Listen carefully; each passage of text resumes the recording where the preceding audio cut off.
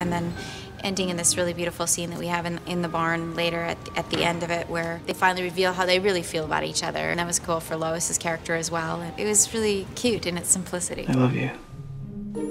I love you too. There's Eddie from chem class. Hey. Oh, and Jake and the Cupcake Girl are together now. I have not yet gone to my high school reunion, but I went to the 5-year, but after that I haven't gone back. I left high school for a reason. It's good to get out. I did attend my own high school reunion about 2 years ago, and actually had a great time. It was a lot of fun, but it is, you know, high school reunions are a moment to like look back. I wasn't able to go to my personal one. I was working, and so it just was kind of, it just wasn't feasible. The 10-year was a great experience because everybody had left my hometown and was out experiencing the world. I have not gone back to any high school reunions. Frankly, I was a punk rock freak in high school, and I didn't get very much respect. The 20-year was an unbelievable mind warp because everybody had fallen right back into exactly who they were in high school. Exactly, to a T. And it was surreal. It was a surreal experience. I'd do it if I had a space alien. If that got hooked up, I'd definitely go.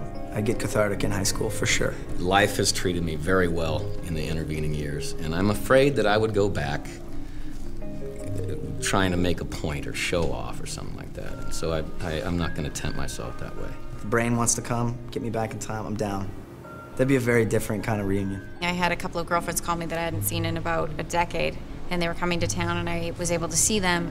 And what was interesting about it is it was as if it hadn't been a decade since I'd seen them. It was as if like a night had passed. We were both created in one way or another by Jor-El. Both intended to save civilizations, to bring peace to a brutal world. I think being part of something like this is pretty special in that you have a group of people, some that have been here for a full 10 years, but as the newbies come in, they're welcomed in, and it's a very happy environment, it's a warm environment, people are family. Without a doubt, it's a family. I mean, we eat more meals together than we do with the people in our actual homes. Smallville is absolutely a family, the good parts and the bad parts. I mean, we all drive each other crazy some days, but we all bounce right back.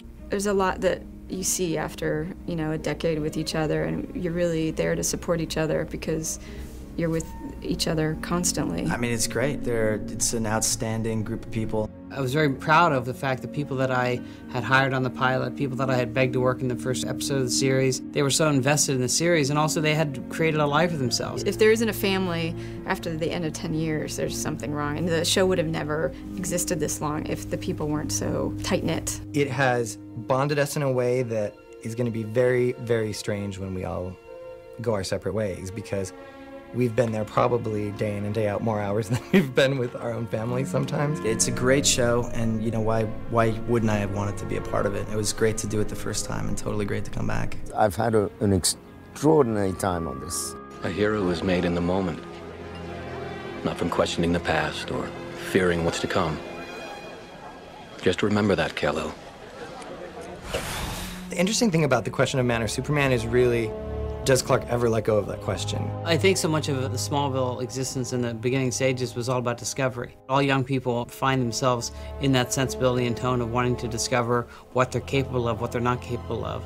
How about this? Is this normal? Where we started is kind of where we're ending up, and the problems that he started with the very first day we met him, he's now still grappling with. No matter what abilities that he began to discover that he did have, he realized that there were limitations to that. We don't want to rob from the moment where Clark Kent makes a decision to become Superman.